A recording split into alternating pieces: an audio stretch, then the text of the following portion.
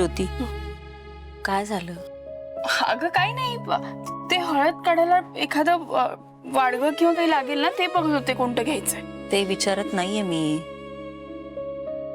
मगासपासून बघतीये, गप्प गप्प आहेस. काय झालं? अगं काही नाही, कुठे काय, खरंच. कोणाला सांगतेस ज्योती?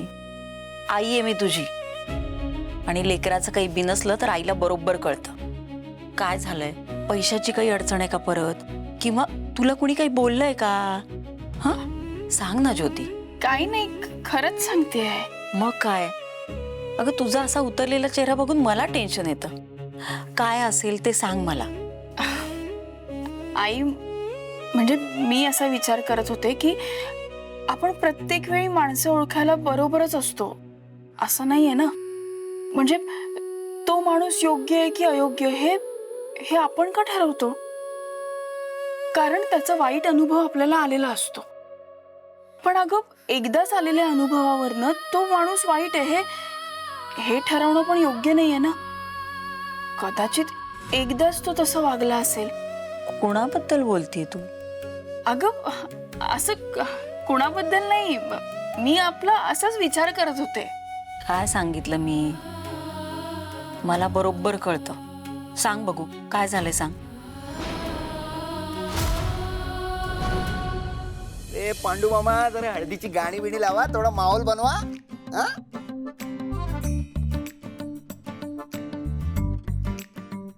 हे दीप, ऐक ना, चल सुरू करूया कार्यक्रम. काय काय काय घोड्यावर काय काय झालंय? काय एवढी कसली घाई आहे? नाही नाही, तुला दिसतंय ना आत्ताशी मी कुठं हळद बनवायला, एकतर ती माझ्या मनासारखी बनत नाहीये. मला काय वाटतंय माहिती का, आपण आहे ना, आपण एखादा छान मुहूर्त काढूया आणि मग त्या मुहूर्तावरच कार्यक्रमाला सुरुवात करूया. बरोबर?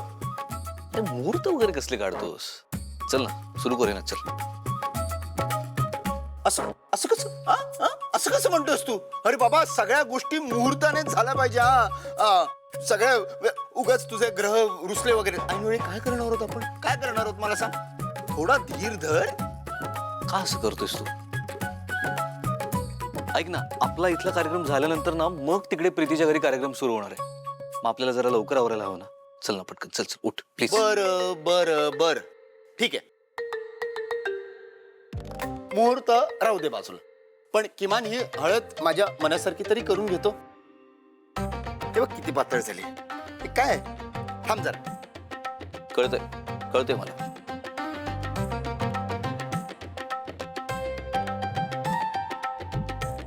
दादा ऐक ना, जाऊ दे ना, कशाला त्याला त्रास देतोयस? आपण आहे ना एकदाची काय ते हळद आटपून टाकूया, म्हणजे त्याच्या जीवाला शांतता मिळेल. मी मस्करी करतोय? हा, मला सांग ही अशी अशी हळद लावायची दादाला? एक काम करतो, थोडीशी हळद घालतो अजून, म्हणजे कसं 0 मिनिटात घट्ट होईल. हा, मग लगेच आपण कार्यक्रमाला सुरुवात करूया. हा,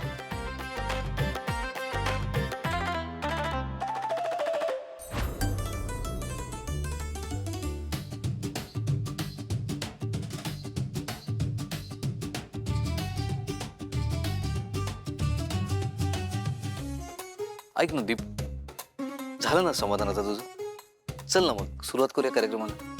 यार शे, घट्ट झाली. एक काम करतो, थोडं पाणी अजून घालतो.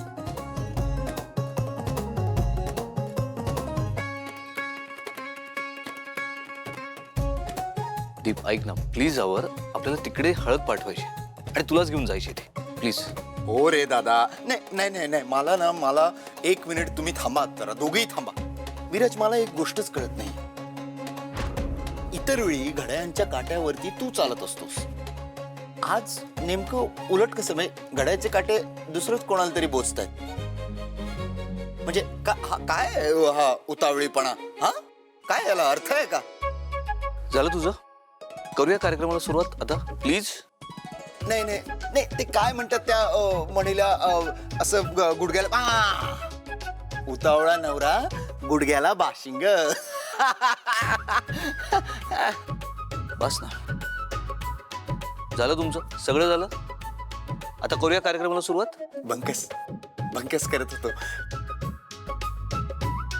चला चल, कार्यक्रमाला सुरुवात करूया. शी, कदाचित त्या क्वार्टरचा गरज नसताना मी उगाचच विचार करते. आईला उगीच शंका यायला नको बाबा. ज्योती, अगं काय विचारते? कोणाला ओळखायला चुकलीस तू? अगं असं काही नाही. मी आहे ना माझ्या मैत्रिणीचा विचार करत होते. मी तिला ओळखायला चूक केली आहे का नाही हे कळत नाही. म्हणजे ती एकदा वागली होती काहीतरी चुकीचं, पण आता तिच्याबद्दल माझं वेगळं मत होतंय. पण नेमकी तिची कोणती बाजू खरी आहे हेच मला कळत नाही. ज्योती, नाण्याच्या दोन्ही बाजू बघितल्याशिवाय आपल्याला कळत नसतं नाणं खरंय की खोटंय. आपण नाण्याची एकच बाजू नेहमी बघतो, त्यामुळे आपण नाणं ओळखायला चुकतो. आणि काय होतं, आपण आपल्या जागी बसून नेहमी सगळ्या गोष्टी बघतो, त्यामुळे समोरचा माणूस आपल्याला चुकीचा वाटतो. पण ना, एकदा आपण त्याच्या जागी राहून बघायचं, मग कळतो माणूस तो त्या परिस्थितीत कसा वागतोय. आणि माणूस एकदा चुकला म्हणून तो कायम चुकीचाच असतो असं नाही. आपण पण माणसं आहोत ना, आपण पण चुकतो. पण म्हणून आपला स्वभावच वाईट असं काही असतं का? नाही. तुझ्या मैत्रिणीच्या बाबतीत सुद्धा हेच घडलं असेल बघ. आई, हो आले आले आलेच. आणि मी हसतो कारण हसल्याने दुःख लपतं. हसल्याने समोरच्या माणसाला कळत नाही की आपल्या आत पश्चातापाचं किती मोठं वाद आहे. पण मी किती पश्चाताप केला ना तरी त्याने झालेलं नुकसान मी कधीच भरून काढू शकत नाही. मग काय उपयोग आहे या पश्चातापाचा? बसो ना त्याला.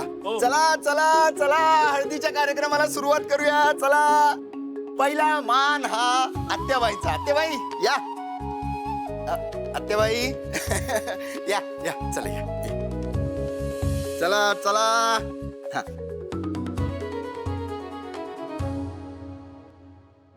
आणि तू केलं काय मी केलं काय सारखंच आहे. आपल्या घरातलं कुणीतरी करतंय ना, मग बास की.